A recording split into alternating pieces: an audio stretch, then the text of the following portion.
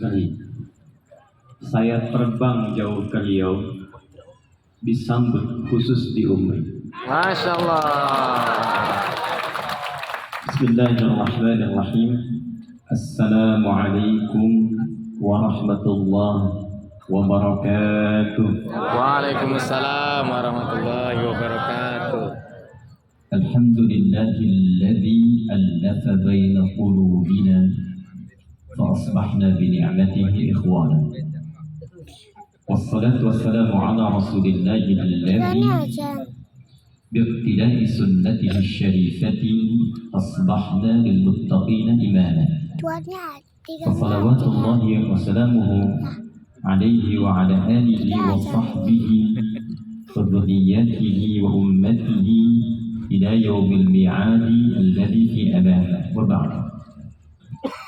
Yang kita hormati, kita muliakan tuan rumah keluarga besar Universitas Muhammadiyah Riau, Pak Rektor Al-Ustaz Syekh Dr. Sayyidul Amin beserta seluruh jajaran Rektorat, Dekanat, BPH, Profesor Kiai Haji Nabil Karim, unsur Markopinda dari Pak Gubernur diwakili Pak Asda, juga alhamdulillah disertai dari stakeholder pemerintahan Kepri, baik yang as-sabiqunal awwal, kalau Allah berikan kesempatan, yang terhormat Yudin Saleh, baik yang sekarang kita doakan Pak Gub seyogianya berkenan membersamai, oleh Allah diuji, ada sakit yang beliau rasakan,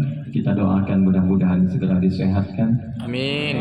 Dan diberikan kemampuan, kekuatan untuk memimpin Riau yang berkeadilan dan diridhoi oleh Allah Subhanahu wa taala. Amin. Dr. Kiai Haji Abdul Wahid, pimpinan wilayah Muhammadiyah, kita doakan beliau sehat, bisa mencerdaskan berbagi ilmunya dan memberikan keberkahan di bumi Riau ini. Amin. Yang saya cintai khusus seluruh keluargaku, saudara-saudariku yang hadir di malam hari ini.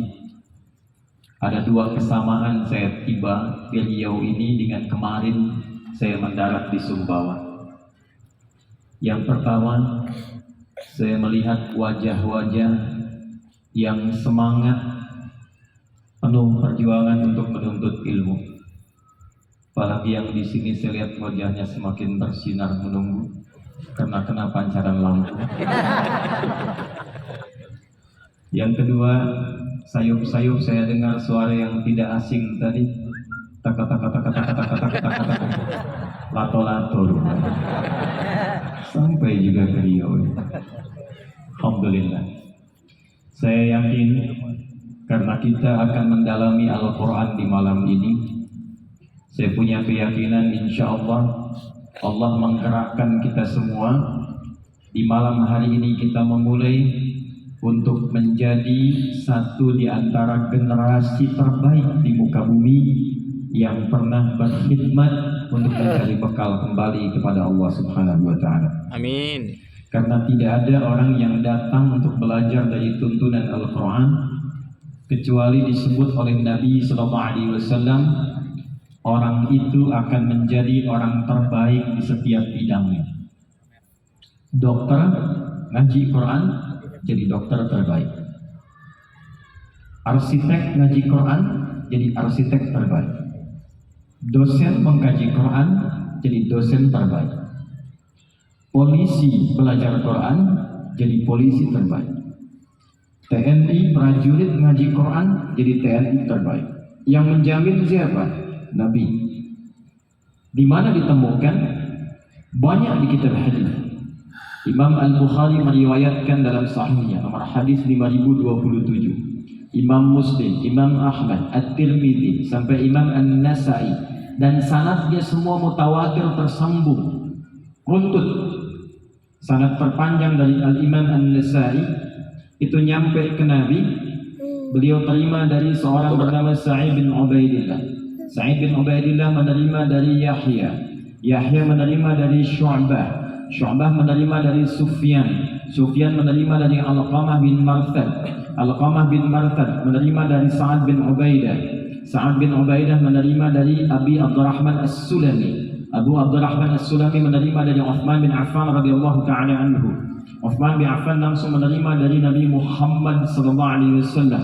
Bin Abdullah bin Abdul Muttalib bin Hashim bin Abdul Manaf bin Qusay bin Murrah bin Kilab bin Ka'b bin Ghalib bin Fihr bin Malik bin Nadar bin Kinana bin Khuzaimah bin Mudrikah bin Ilyas bin Nizar bin Mudar bin Ma'ad bin Adnan bin Addi bin Adri bin Muqawwam bin Nawr bin Tarikh bin Ya'rub bin Yasdub bin Ismail alaihi salam bin Ibrahim alaihi salam bin Azar atau bin Nahur bin Amir bin Kinan bin Al-Fahshad bin Sam bin Nuh alaihissalam bin Mihlail bin Tushara bin Kinan bin Anwas bin Tis bin Adam alaihissalam.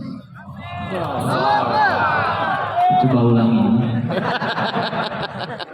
Apa hadisnya? Qala Rasulullah sallallahu alaihi wasallam, khairukum man ta'allama al-Qur'ana wa 'allama. Khairukum, yang terbaik di antara kalian. Jadi baik itu ada 5 di Quran nanti. Ada baik tubuhnya, sehat badannya. Itu disebut dengan thayyib namanya. Kita makan dari yang halal, dipilih yang menyehatkan, yang membuat tubuh kita kuat.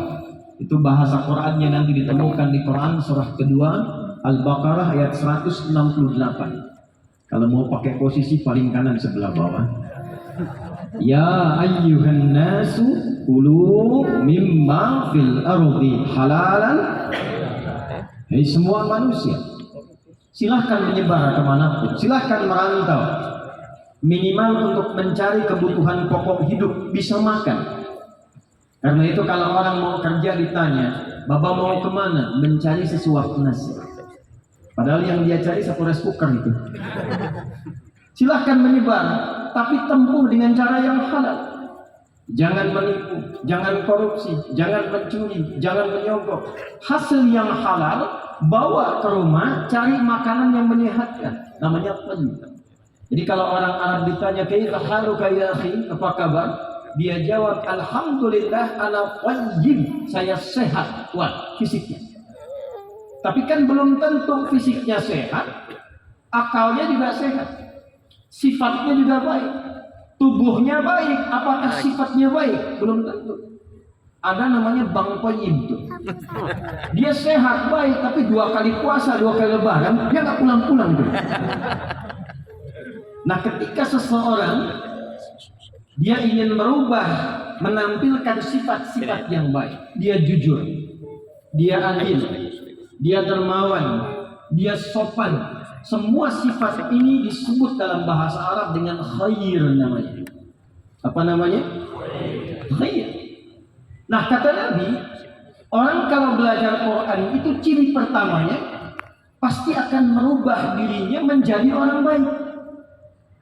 Karena itu kalau orang sukses menghafal Quran, sukses membaca Quran, sukses meriset Quran, itu ukurannya bukan berapa banyak dia baca ayat, bukan berapa banyak dia hafalkan ayatnya.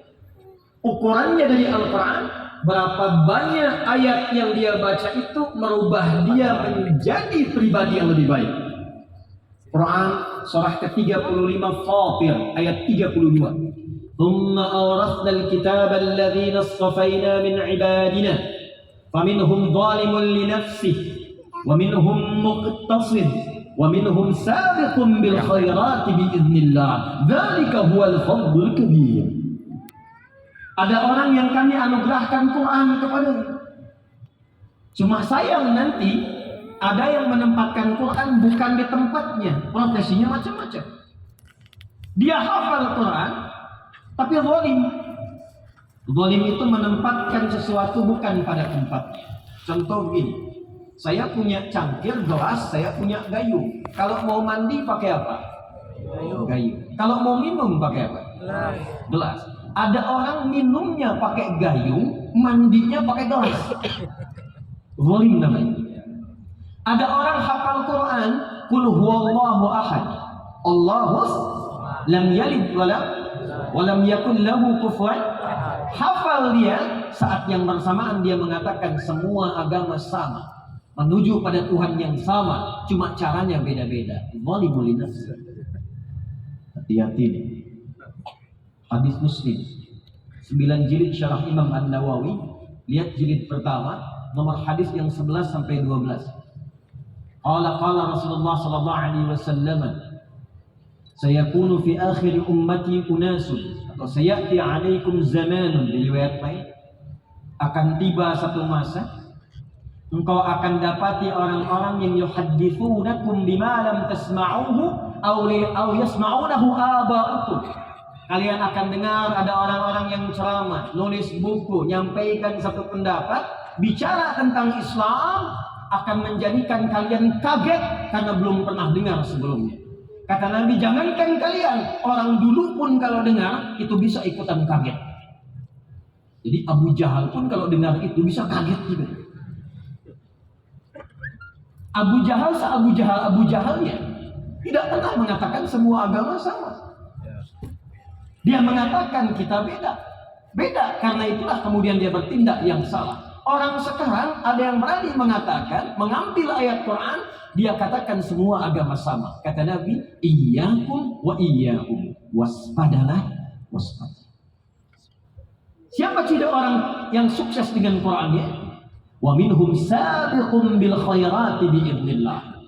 Dialah orang yang dengan Qurannya mampu merubah dia berperilaku lebih baik di hadapan Allah Subhanahu wa taala. Jadi insya Allah ini ada Pak Asda di birokrasi. Kalau semua birokrat kita dari yang bawahnya, yang desanya, lurahnya, camatnya sampai gubernurnya mau belajar Quran, maka insya Allah akan ditemukan pejabat-pejabat yang terbaik di bidangnya. Insya Allah. Diaminkan Pak. Karena tangannya dekat dengan taat, megang Quran, jarinya tahiyat-tahiyat, gak akan pernah menyentuh maksiat. Pak Asda, ada proyek Pak. Ini tolong Pak, ada fee-nya 1 miliar. Maka karena beliau dekat Quran, dia katakan, maaf ya, tangan saya ini, tangan taat, jarinya jari tahiyat, tidak akan pernah berbuat maksiat. Masya Allah. Tapi fee-nya Pak, katanya infonya naik 10 miliar. Sebentar, saya istihara dulu. Gak ada istihara dalam maksiat. Jadi kalau kita mau kembali ke Quran, kembali mendekat kepada Al-Quran, apalagi di bulan yang mulia ini, maka ada jaminan dari Nabi, semua orang yang mendekat kepada Quran, apapun profesinya, maka dia akan dirubah langsung oleh Allah, sukses di bidangnya dan terbaik di bidangnya. Yuk kita lihat. Maaf ya, Nabi itu lahir di mana? Halo? Di Mekah. Mekah saat Nabi dilahirkan maju atau tidak? Baik. Lihat baik-baik. Yang pintar banyak tidak di sana? Baik. Yang pencuri banyak tidak? Yang penipu ada? Pezina ada? Pemabuk ada? Ada, kumpul semua.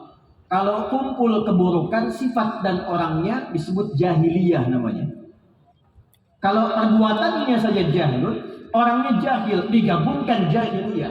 Jadi kenapa disebut jahiliyah? Karena semua bentuk keburukan khatam di situ. Saya tadi bicara waktu siang di kampus, maaf, pemabuk itu yang paling amatir itu 5 kali mabuknya sehari. Jadi kalau belum 5 kali itu belum mabuk, belum amatir. Kebayang ya? Kalau ada pembegal, itu sekampung begal semua, nggak nanggung. Yang maju di Romawi, yang tinggi di Persia. Pada masa itu Mekah di bawah, nggak berkembang. Keburukan banyak.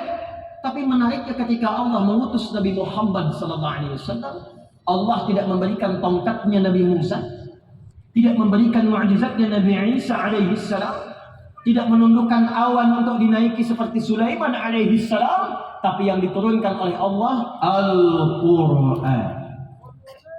Al-Quran. Dan apa yang terjadi ketika semua belajar Al-Quran sesuai dengan profesinya? Abu Bakar As-Siddiq belajar pelajari manajemen bisnis, bagaimana petunjuk di Qur'annya, pelajari Quran keseluruhan, maka berubah jadi orang yang terbaik di zamannya sampai sepeninggal Nabi Muhammad SAW. Umar yang tadinya keras, yang kalau bertemu ngajak berkelahi, hei, siapa yang berani denganku ketemu di bukit A, tapi pamit dulu pada ibu yang telah melahirkannya, karena dia akan kembali tanpa nama. Umar yang pernah jualan Tuhan yang terbuat dari roti. Musim panas keliling-keliling Tuhan. Tiba-tiba lapar, disimpan Tuhan berhalanya itu di atas satu batu, kemudian minta izin. Ya Lata ya Manat ya Uzza, a'dzirini, tolong maafkan aku sementara, toleran dikit. Untuk jangan saya lapar sekarang, pinjam kepalanya sebentar. Lapar lagi, pinjam tangannya sebentar. Sampai habis Tuhan yang dijual dikonsumsi sendiri. Setelah masuk Islam, Allahu Akbar, tak ada satu pun yang terbaik di zamannya mewarisi Nabi dari keberaniannya, kehebatannya, ilmu belusukannya yang ditiru sampai dengan kini. Umar. Pemimpin pertama yang meniru Nabi belusukan itu Umar bin Khattab radhiyallahu taala. Ada seorang ibu dengan anaknya kelaparan. Saking tidak ada makanan, kemudian apa yang terjadi? Beliau menggoreng-goreng batu dalam pasir sambil memberikan syair. Duhai khalifah, enak-enak di istananya, kami di sini rakyat kekurangan berbagai hal, hanya goreng batu, tak ada makanan. Lewat Umar sedang belusukan mendengar itu, lantas Umar kembali ke Baitul Mal, membuka, mengeluarkan gandum sekarung, dipinggul kemudian oleh beliau. Ketika dipanggul itulah datang ajudannya ingin membantu, kata beliau, tidak, saya yang dihisap. Dibawa ke tempat ibu itu dan tidak mengatakan saya Umar. Zaman dulu nggak ada kamera, zaman dulu tidak ada media sosial, zaman dulu tidak ada update status, zaman dulu tidak ada peluang untuk menampilkan ke banyak orang. Umar tidak cerita kalau beliau Umar, dimasakkan oleh beliau.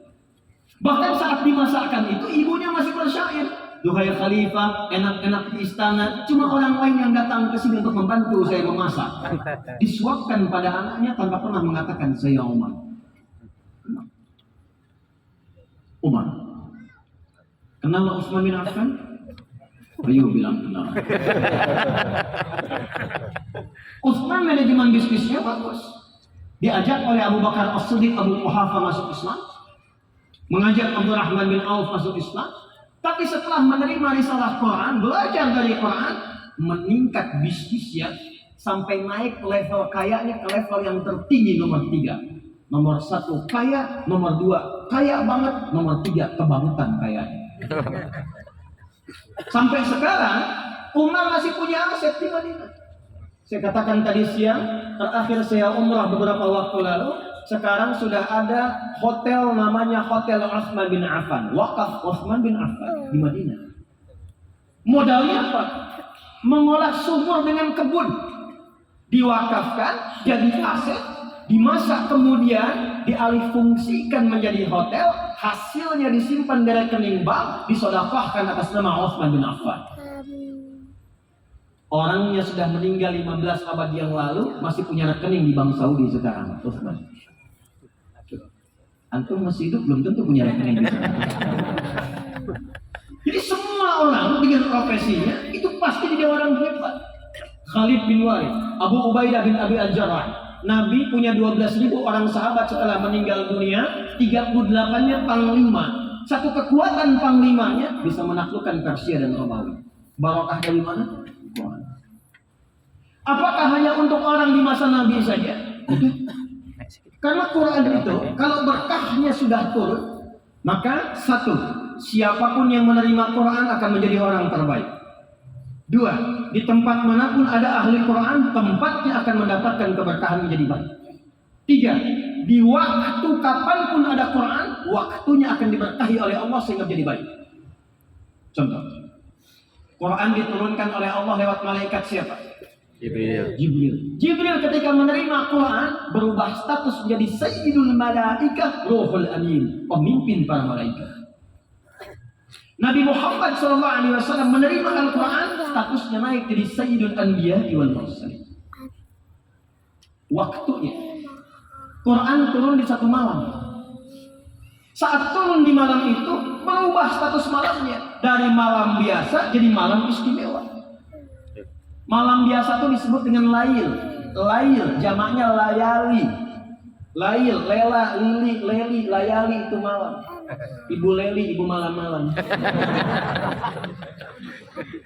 Tapi kalau ada yang istimewa di malam itu, tambahkan tak di ujungnya, lailah. Quran diturunkan di malam itu, jadi berkah malamnya. Inna anzalnahu fi lailatin mubarakah. Ada berkahnya.